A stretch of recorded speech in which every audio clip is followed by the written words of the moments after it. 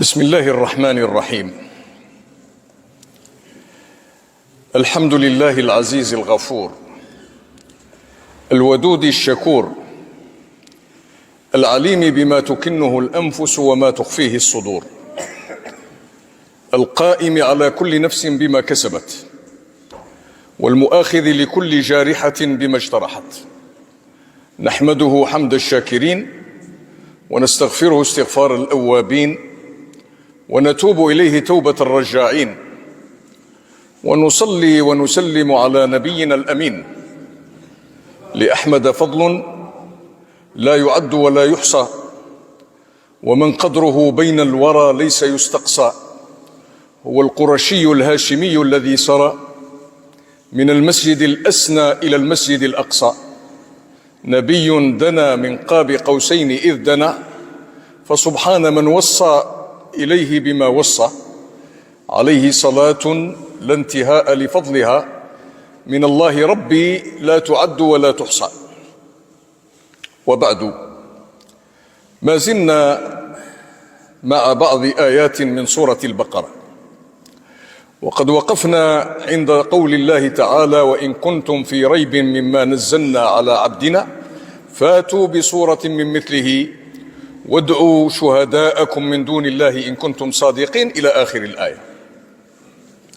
أنتم تعلمون أن الله تعالى في البقرة تكلم في بدايتها عن المؤمنين الذين يؤمنون بالغيب ويقيمون الصلاة ومما رزقناهم ينفقون، وتكلم عن الذين كفروا وعارضوا دين الله ولبسوا لباس النكران والجحود في تلك العهود، وهذا الأمر يتكرر إلى أن ينتهي الوجود. هي حقيقة كبرى لا مفر منها ولا يمكن أن يجحدها عاقل، أن الكفر موجود مقابل الإيمان. وتكلم أيضا عن فئة أخرى أظهرت الإيمان وأبطنت الكفر، وهي فئة أخرى لا هي بمؤمنة ولا هي بكافرة، وهي فئة المنافقين. فلما جاء إلى هذه الآية التي نحن بصدد كلام عنها، كان أولها قول الله تعالى: يا أيها الناس اعبدوا ربكم الذي خلقكم والذين من قبلكم لعلكم تتقون، الذي جعل لكم الأرض فراشا والسماء بناء وأنزل من السماء ماء فأخرج به من الثمرات رزقا لكم فلا تجعلوا لله أندادا وأنتم تعلمون. فهو قد تكلم عن المؤمن والكافر والمنافق، ثم عمم الكلام على كل الناس في هذا الوجود، لأن الناس هم الذين يعمرون الأرض، وهم الذين يعملون أو يتركون، وهم الذين يؤمنون أو يكفرون أو ينافقون. فالله تعالى هنا أرجع الأمر إلى عموم الخطاب، بحيث أنه عمم الكلمة إلى الناس جميعا، فقال: يا أيها الناس اعبدوا ربكم. والأمر بالعبادة معناه الرجوع إلى الله عملا وطاعة وإيمانا وانسلاكا في منهج الله الذي سطره الله. ولكن الله تعالى يريدنا أن نؤمن بعقولنا، لا أن نكون مظاهرين بالإيمان مبطنين بالكفران. فأراد أن يتعمق الإيمان عندنا، فقال لنا: يا أيها الناس اعبدوا ربكم.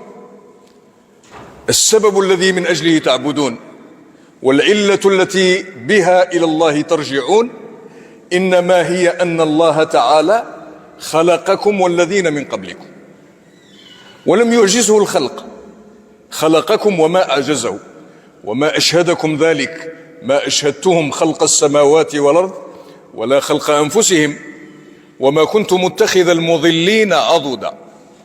فهو تعالى خلقنا خلقا عجيبا معجزا استفدنا منه وجودنا في الحياة. الذي خلقكم ولستم أنتم وحدكم ولكن الذين من قبلكم لعلكم تتقون ثم أرانا نعمه في الكون جعل لكم الأرض فراشا الذي جعل لكم الأرض فراشا والسماء بناء وأنزل من السماء ماء فأخرج به من الثمرات رزقا لكم. كأنه يقولون لنا التفتوا إلى نعم الله التي تملأ الوجود من حولكم. لولا السماء والأرض والعطاء النازل من الله تعالى مطرا وغيثا ورزقا ونفعا أين كان سيكون وجودنا نحن؟ لو لم توجد السماوات والأرض ولو لم يوجد الرزق هل يمكن للإنسان أن يكون أو يمكنه أن يبقى بعد أن يكون؟ إذن الله تعالى يلفتنا إلى الحيز الذي نحن فيه وهو نعمة كبيرة أن الله تعالى أوجدنا في الأرض والكون وما تركنا لقدرتنا أو قوتنا أو حيلتنا ولكنه أنزل من السماء ماء فأخرج به من الثمرات رزقا لكم. هنا يذكرنا يقول كأن النص يقول لنا في الآية الكريمة إن هناك عجبا من هؤلاء الذين يعبدون غير الله الذين اتخذوا من دون الله آلهة يعبدونهم ويتقربون إليه. واحد يعبد القمر وواحد يعبد الشمس وآخر يعبد البقر وآخر يعبد الأصنام المصنوعة بالأيادي وكل يعبد ما يشاء. هناك عبدة الشيطان وعبدة الإنسان وما إلى ذلك. فالعبادة من دون الله كثرت في التاريخ ولكن الله تعالى أراد أن يذكرنا قال أنا أعطيتكم أوجدتكم وأعطيتكم ومنيتكم وتكرمت عليكم فهل يعقل أن تعبدوا غيري؟ هل يعقل أن تعبدوا سواي؟ إن ذلك ذهاب لعقولكم وحرمان لوجودكم لأن الذي يوجدنا هو الله. لهذا قال لنا فلا تجعلوا لله أندادا. الند هو الشبيه والمثيل والمقارن الذي يقارن به الله تعالى والله تعالى ليس كمثله شيء فهو لا يقارن بمخلوق لأنه الخالق. الله تعالى هو الذي خلق الموجود وأوجد كل الوجود فلا مثيل له ولا شبيه. ولهذا قال لا تجعلوا لله أندادا وأنتم تعلمون. والمشكلة أن الإنسان أحيانا يجعل لله أندادا وهو لا يعلم. هذا الجاهل والجاهل لا يعذر بجهله إذا جاءت الرسالة. وإن من أمة إلا خلا فيها رسول يذكر قومه ويرجعهم إلى الله ويبين لهم الهدى ويبين لهم الطريق. لكن المشكلة الأكبر أن يكون الضلال على علم. هؤلاء الذين كانوا يعبدون الأصنام وقالوا ما نعبدهم إلا ليقربونا إلى الله زلفى نعلم أنهم ليسوا بآلهة. إذا كانوا ليسوا بآلهة فلماذا تعبدونهم؟ إذن هنا العقل غائب. فالله تعالى يريد أن يرجعنا إلى عقولنا فيقول لنا ولا تجعلوا لله أندادا وأنتم تعلمون. مادام تعلمون قوته وعظمته وألوهيته وضعف من تعبدون وعجز من له تسجدون من الأصنام التافهة التي لا قيمة لها فاعلموا أيها الناس أنكم مخطئون. ثم بعد ذلك مباشرة يقول لنا وإن كنتم في ريب مما نزلنا على عبدنا فأتوا بصورة من مثله وادعوا شهداءكم من دون الله. هنا الذي يكذب إنما يكذب الهدى والذي كذب الهدى بمعنى القرآن الذي أنزل من الله فإنما يكذب الله الذي أنزل القرآن. لهذا الله تعالى هنا قال وإن كنتم وكلمة إن تفيد الاحتمال أن الله تعالى سيرى خطأكم إن أخطأتم وهو لا يريدنا أن نخطئ. ولم يقل وإذا كنتم في ريب لأن إذا هذه تفيد المستقبل الزمني تفيد الاستقبال. فها هنا ليس هناك استقبال، قال إن كنتم في ريب، وقد لا يكونون في ريب. إذا المسألة تحتمل الوجهين. إن كنتم في ريب تقول له إن أخطأت عاقبتك، وقد لا يقع منه الخطأ فلا تكون العقوبة. هذا هو المعنى. فالله سبحانه وتعالى قال إن كنتم في ريب مما نزلنا على عبدنا. ما نزلنا على عبدنا كنتم في ريب وشك في القرآن الكريم الذي أنزل من الله، الذي أنزله الله، والله تعالى نسبه لنفسه، قال إنا أنزلناه في ليلة القدر، إنا أنزلناه في حميم، إنا أنزلناه في ليلة مباركة إنا كنا منذرين. فإنا هنا ضمير العظمة، إنا، ولم يقل إني، لأن إن هذه تقتضي صفات الكمال والجلال والجمال، فتحتاج إلى أن تكون بصيغة التعظيم. قال إنا أنزلناه في ليلة مباركة. فالمنزل هو الله سبحانه وتعالى. لهذا الله تعالى قال وإن كنتم في ريب مما نزلنا على عبدنا. ها هنا كأنه ذكر لنا ثلاثة أمور في هذا الآية القصيرة. ذكر لنا أن الأمر منه سبحانه وتعالى، إنا أنزلنا، وذكر لنا أن هناك منزلا هو القرآن المبين، فقال أنزلنا، فلا يكون أنزلنا إلا إذا كان منزل، ويكون منزل، ويكون منزل عليه، ويكون منزل له، وهو الأمة.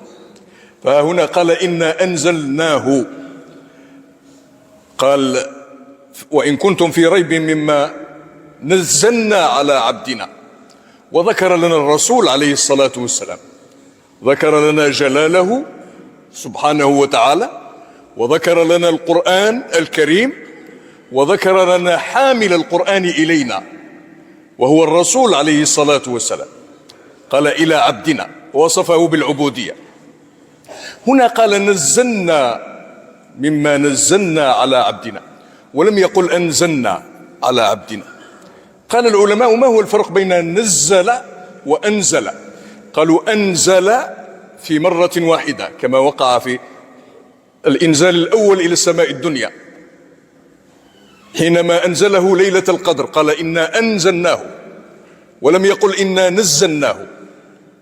لكن نزل هذه مدة الوحي منذ بدأت والرسول عمره 40 عاما إلى أن لقي الله وعمره 63 عاما، فبقي الوحي 23 سنة، 23 سنة كاملة وهو ينزل في السفر والحضر، وينزل في بيته، وينزل في المسجد النبوي، وينزل في الغزوات وفي الطرق التي يسلكها النبي عليه الصلاة والسلام. فكان الوحي يتنزل على فترات سميها العلماء كما سمى الزركشي والسيوطي رحمه الله في البرهان والإتقان. الزركشي في البرهان والسيوطي في الإتقان في علوم القرآن.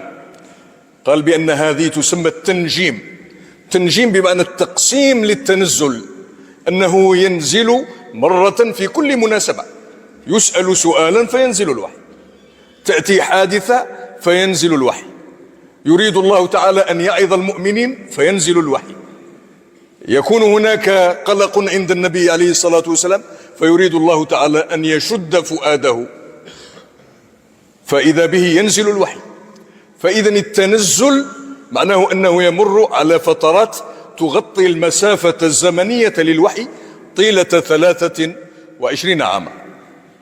ولهذا قال وإن كنتم في ريب مما نزلنا على عبدنا. ونزلنا هنا أضافها إلى نفسه، إلى ذاته العلية، إلى الله تعالى. ما هناك أحد يدعي إلى يوم القيامة أن القرآن منزل من غير الله. وحتى الذين حاولوا أن ينشئوا مثل القرآن الكريم سحقهم التاريخ، أكلهم الزمان، ونسوا في تلافيف الأحداث كمسيلمة الكذاب والسجاح والأسود العنسي وابن المقفع وغيرهم ممن قيل إنهم أرادوا أن يأتوا بقرآن مثل القرآن. فلما يقول لنا الله تعالى مما نزلنا، معناه أنه هو الذي أنزل وليس سواه، ليس هناك أحد نزل القرآن إلا الله تعالى الذي نجمه مدة حياة النبي عليه الصلاة والسلام. فقال نزلنا على عبدنا فأتوا بسورة من مثله، فادعوا ائتوا بسورة من مثله. هذه مسألة يسميها العلماء التحدي، أن الله تعالى وضع بين أيديهم القرآن وقال لهم إن القرآن الذي بين أيديكم وتسمعونه تقرؤونه، وقد قال قائلهم وهو الوليد بن المغيرة قال إن له لحلاوة وإن عليه لطلاوة وإن أعلاه لمثمر وإن أسفله لمغدق وإنه يعلو ولا يعلى عليه. هذا القرآن الذي انبهر به العرب. قال واحد مسيحي في عصرنا الحاضر بقي 30 سنة وهو يكيد للقرآن ويريد أن يجد التناقضات في القرآن الكريم، فإذا به في لحظة من اللحظات أسلم، وقيل له لما أسلمت؟ قال قهرني القرآن، ما وجدت إلى معارضته سبيلا. ولهذا الذين يقولون بأنهم أوجدوا قرآنا هم مخطئون، لأن الله تعالى هو الذي نزل. ولهذا الله تعالى تحداهم قال ائتوا بمثله. وها هنا ما يشبه ما في آيات أخرى في القرآن. قل لئن اجتمعت الإنس والجن على أن يأتوا بمثل هذا القرآن كاملا، على أن يأتوا بمثل هذا القرآن لا يأتون بمثله ولو كان بعضهم لبعض ظهيرا، ولو تعاونوا لن يستطيعوا أن يأتوا بمثل القرآن الكريم. وأم يقولون في آية أخرى يقول أم يقولون افتراه قل فاتوا ب10 صور مثله مفتريات. والمرة الأولى قال ائتونا بالقرآن مثله، قل لئن اجتمعت الجن والإنس على أن يأتوا بمثل هذا القرآن لا يأتون. مرة قال ب10 صور مثله، ما استطعتم أن تأتون بمثل القرآن، ائتونا ب10 صور.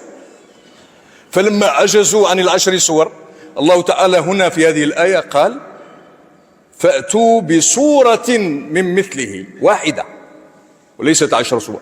هذا يسموه التحدي التنازلي، أن الله تعالى تحداهم بالكل فعجزوا، وتحداهم ب10 صور فعجزوا، وتحداهم بصورة واحدة فعجزوا. ما استطاعوا أن يفعلوا وما استطاعوا أن يأتوا بصورة واحدة من مثل القرآن الكريم، لأنه معجز لا يأتيه الباطل من بين يديه ولا من خلفه. قال فأتوا بصورة من مثله، ولم يقل مثله، يعني أنها تشابهه وليست في مقامه وليست في مكانه. ائتونا في درجة ثانية أو درجة ثالثة أو درجة رابعة، فما استطاعوا أن يفعلوا هذا. قال ائتوا بصورة من مثله وادعوا شهداءكم. ادعوا شهداءكم يعني احتكموا إلى من تريدون، ائتونا بشهداء يشهدون أن كلامكم قرآن وأنه صحيح. والعجيب أن الله تعالى لم يقل نأتيكم بالشهداء، قال أنتم خيروا شهداءكم، ائتونا بمن تأتمنون من أجل أن يشهدوا معكم. والإنسان قد يكون في شهادة من يشهد مغمز وملمز، قال هذا متحيز لأن الذي اختاره هو الطرف المعاكس. لكن الله قال أنا لا آتيكم بالشهداء، أنتم ائتونا بشهدائكم، وهم الذين سيقفون عند عتبة المعنى وسر القرآن وإعجازه العظيم، ثم بعد ذلك يقولون لنا إذا كان قرآنا أو لا، أو كان يضاهي القرآن ويصل إلى رتبته أو لا. ولهذا أبو حيان النحوي رحمه الله القرطبي كان يقول بأن الله سبحانه وتعالى حينما جعل هذا التحدي جعله للبشرية كلها، والناس منذ أنزل القرآن إلى أن يرجع الناس لرب العالمين وتنتهي الدنيا والناس يحاولون أن يجدوا في القرآن ثغرة من الثغرات، ولكن القرآن يعجزهم، بدليل أنه قال فإن لم تفعلوا ولن تفعلوا فاتقوا النار. لم تفعلوا في الماضي ولن تفعلوا في المستقبل، يعني كأن الزمن هنا يستغرق لنا كل الزمن. ما فعل هذا منذ 14 قرنا، ولا يفعل هذا بعد 1000 عام، وبعد 1,000,000 سنة، وبعد مليون سنة لن يكون هذا. والمعنى ها هنا فإن لم تفعلوا، إن لم تفعلوا احتمال، قال إن لم تفعلوا، إن فعلتم فأتونا بالحجة. هذا الذي يسمونه أسلوب الحكيم، أن الإنسان يأتي بالدليل على الدليل. قال فأتوا بصورة من مثله إن كنتم في ريب، معناه أن دليلكم على عدم صدق القرآن هو الريب فيه الذي عندكم. أنا أعطيكم دليلا آخر، القرآن يقول لنا هذا، أعطيكم دليلا آخر، إن كنتم في ريب مما نزلنا فأتوا بصورة. هذا دليلنا على الصدق أو عدم الصدق. إن جئتمونا بصورة صدقناكم وجعلنا شهداءكم معكم يشهدون. فإن لم تفعلوا، هم ما فعلوا، التاريخ يشهد بهذا، أنه لا أحد استطاع أن يضاهي ولا أن يسامي ولا أن يصل إلى مرتبة القرآن الكريم. قال فإن لم تفعلوا ولن تفعلوا. لن تفعلوا هذه جملة اعتراضية، لأنه فإن لم تفعلوا فاتقوا النار التي وقودها الناس والحجار. وهم لم يفعلوا، لكنه الله تعالى كأنما احترز واحترس. قد يقول قائل فإن لم يفعلوا، ربما الآن في زمان النبي عليه الصلاة والسلام، أو في العهد الذي يليه، أو في القرنين، أو في الثلاثة، لكن بعد 30 قرن، 40 قرن، 50 قرن، ممكن يأتي أحد فيأتينا بمثل هذا القرآن. الله تعالى أغلق هذا الباب، قال فإن لم تفعلوا، ثم جاءنا بالجملة الاعتراضية الاحتراسية، قال ولن تفعلوا. ولن هذه تفيد تأبيد النفي، تأبيد النفي المستقبلي، مثلما قال الله تعالى لموسى عليه السلام، قال ربي أرني أنظر إليك، قال لن تراني ولكن انظر إلى الجبل فإن استقر مكانه فسوف تراني. فلما تجلى ربه للجبل جعله دكا وخر موسى صعقا. الله تعالى لم يقل له لم تراني، ولكن قال له لن تراني، أي أن بشريتك وخصوصيتك التي في هذه الدنيا لا تؤهلك لأن ترى الله. ولهذا الله تعالى تجلى للجبل فاندك الجبل، والجبل أقوى من موسى وأشد، ومع ذلك ذاب من نور الله. فكيف لو تجلى الله على موسى؟ فإن موسى سيذوب بأكثر مما ذاب به الجبل. ولهذا قال له لن تراني، وهنا قال لن تفعلوا. فإن لم تفعلوا ولن تفعلوا، كأن هذه مقدمة للسبب.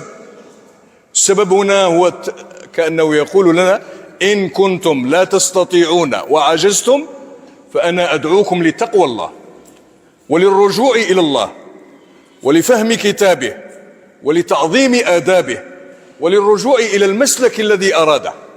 قال فاتقوا النار التي وقودها الناس والحجارة. اتقوا الله موقد النار، أو اتقوا النار في ذاتها، لأن الله تعالى هذه اتقوا استعملها اتقوا الله ويعلمكم الله. مرة يقول واتقوا يوما ترجعون فيه إلى الله، ومرة يقول لنا واتقوا النار التي وقودها الناس والحجارة. لما كان وقودها الناس والحجارة يوم القيامة، فإن الله تعالى عبر لنا بشدتها وقوتها وإحراقها وخوف الناس منها. يوم القيامة ستكون نارا شديدة تأخذ بألباب الناس تحرق أجسامهم. لكن الله تعالى أرادنا أن نتذكر هذا، فنجعل بيننا وبين النار وقاية. وأحسن الوقاية ألا تكذب بكتاب الله، وأن تقترب من الله تعالى ومن كتابه، لأن الله تعالى استعمل النار وما قال لنا جهنم أو سائر، لأن النار 7 7 أنواع، 7 طبقات. نار 7 طبقات معلومة: جهنم ولظى، ثم الحطيم كذا، عدا السعير، وكل القول في سقر، وبعد ذاك جحيم، ثم هاوية، فتلك عدتها في قول مختصر. فالنار ألوان وأنواع وكلها شديدة. نحن في هذه الدنيا حرارة الشمس لا نطيقها، فكيف نطيق عذاب يوم القيامة؟ الله تعالى يريدنا أن نتذكر هذا. جسمي على الشمس ليس يقوى ولا على أضعف الحرارة، فكيف يقوى على جحيم وقودها الناس والحجارة؟ الإنسان لا يطيق النار الدنيا، لو مس النار لاحترق جلده، ولو مسته النار لآذته. لكنه يوم القيامة سيدخل في النار، سيحشر في النار، يدعون الذين يدعون إلى نار جهنم دعا، يدفعون من ورائهم، تدفعهم الملائكة. وسيق الذين كفروا إلى جهنم زمرا، هؤلاء الذين يدخلون في النار عنوة. الله تعالى يريدك أن لا تكذب بالكتاب، بل يجب عليك أن تتصل بكتابه، أن تقرأه بالليل والنهار، وأن تتلو آياته، وأن تتدبر في المعاني، وأن تعظمه غاية التعظيم. لأن من كفر بالكتاب وكفر بالرسول وكفر بالله أولئك هم الكافرون. النار هذه أعدت للكافرين، ولهذا الله تعالى يحذرنا منها. ونحن في آخر شعبان، الجزء الثاني من الشهر، مقبلون على رمضان.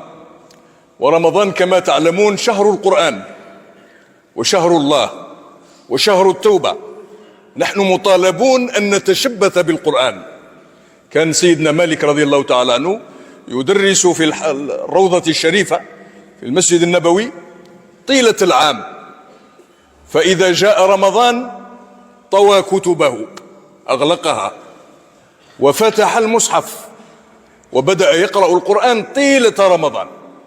تلاوة فيه ضرورية، لأن الله تعالى سيرفع للإنسان شأنه، وتكون الفتوحات في هذا الشهر المبارك على أننا نتسامح ونتصالح ونتصافح، ويقدم بعضنا بعضا نفع لما يكون فيه رجاء الطبقات الفقيرة والمحتاجين، لنؤازرهم بما نستطيع، وبعد ذلك نمتن علاقتنا بالله رب العالمين الذي جعل القرآن لنا سبيلا إلى الهداية ونورا إلى الهدى. هيهات لا يعتري القرآن تبديل، وإن تبدل توراة وإنجيل. ماذا تقولون في آي مفصلة يزينها من فم الأيام ترتيل؟ ماذا تقولون في سفر صحائفه هدي من الله ممض فيه جبريل؟ آياته بهدى الإسلام ما برحت، تهدي الممالك جيلا بعده جيل. فآية ملؤها ذكرى وموعظة، وآية ملؤها حكم وتفصيل. نسأل الله تعالى أن يعلمنا ما ينفعنا، وأن يحققنا بحقيقة الإيمان، وأن يرفع خصاصتنا، وأن يجعلنا من الصالحين الأوابين، وأن يبارك لنا في شعبان، وأن يجعلنا ممن يصوم رمضان ويقومه، وأن يجعلنا من المقبولين المستورين الآمنين في الدنيا والدين. إنه نعم المولى ونعم النصير، وسلام على المرسلين، والحمد لله رب العالمين.